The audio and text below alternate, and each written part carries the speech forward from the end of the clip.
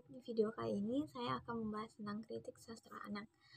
Di sini saya akan membahas tentang pengaruh perkembangan sastra anak di era digital saat ini, di mana di era digital di sini eh, dalam dunia dalam hal ini kritik anak sangat berpengaruh dan lalu menurut saya sendiri, dunia digital sendiri adalah sebuah realitas yang harus dijadikan hal positif. Sastra ini berkaitan dengan konten-konten dalam media sosial yang bisa saja dari medsos, YouTube, Twitter, Instagram, dan lain sebagainya. Untuk para anak muda sendiri dengan perkembangan sastra anak sendiri bisa digunakan melalui media digital ini, di mana para anak muda itu dihadapkan juga pada budaya membaca yang khususnya membaca karya-karya. Baginya, siapapun yang tidak perlu repot menolak bahwa memang anak sekarang lebih suka yang namanya visual. Anak sekarang lebih suka yang tampilannya sesuai dengan memang sesuai dengan yang mereka sukai, yaitu berupa visual. Dimana di sini bisa kita lihat itu dapat berupa feed Instagram dan lainnya.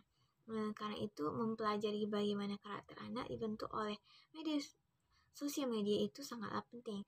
Jembatan itu hasilnya akan membawa generasi digital ini berkenalan dengan sastra dan masuk ke dunia sastra. Ini salah satu cara penyajian visual, penyajian puisi dan tidak sekedar menyajikan puisi-puisi yang sudah ada, tapi bagaimana menggunakan puisi sebagai pematik kreativitas baru. Jadi media digital di sini dapat membantu mengembangkan sastra anak yang ada. Perkembangan sastra anak yang ada dapat kita lihat juga pada perkembangan sastra anak di YouTube sendiri, di mana ada banyak lagu anak, cerita anak yang dibuat dengan visualisasi yang diupload di YouTube.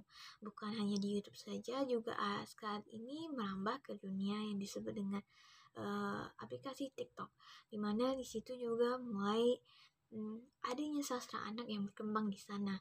Selain itu, tentu saja kita harus menjembatani ini.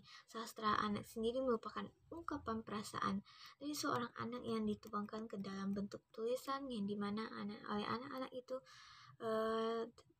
dapat memancing kreativitas si anak. Bentuk sastra anak terdapat di Indonesia sangatlah beragam, mulai dari puisi, cerpen, novel, dongeng, fabel.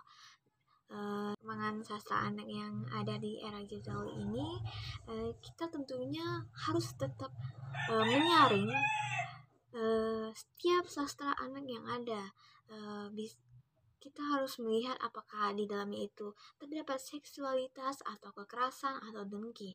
Perlu adanya deskonstruksi sastra untuk mengubah sastra anak itu sesuai dengan usia anak-anak pada saat ini, dan mengubah tema-temanya itu sesuai dengan kebutuhan anak-anak di zaman saat ini. Kita juga harus menghapus beberapa unsur yang dianggap mengandung unsur kekerasan. Nah, di era digital ini harus disikapi serius agar bisa menguasai dan mengendalikan peran teknologi dengan baik, agar digital ini membawa manfaat bagi sastra anak yang ada. Pendidikan juga harus menjadi media utama memahami, menguasai, dan melakukan teknologi dengan baik benar. Tujuan pembelajaran sastra digital sendiri ini untuk menciptakan kesadaran dalam mengembangkan potensi diri dari sang anak untuk menjadi intelektual yang secara aktif, serta mengembangkan potensi melalui pembelajaran sastra anak secara digital. Nah, dari hal tersebut tentu pengaruh perkembangan digital terhadap sastra anak ini sangatlah baik, dimana saat ini anak-anak lebih cenderung memegang gadget, telepon genggam mereka sudah mulai jarang untuk keluar untuk bermain di luar. Mereka lebih banyak menghabiskan waktu untuk memain game atau melakukan banyak hal melalui Instagram ataupun YouTube, atau melihat film di YouTube. Nah, untuk hal inilah sastra anak harus mulai berkembang di di era digital ini harus bisa harus ada banyak sastra anak yang muncul di era digital ini. Bisa saja ada banyak cerpen yang muncul di YouTube, ataupun bisa banyak fabel atau lain sebagainya, maupun TikTok. Jadi menurut saya pengaruh dari media digital ini terhadap perkembangan sastra anak tentu sangat berpengaruh. Karena itu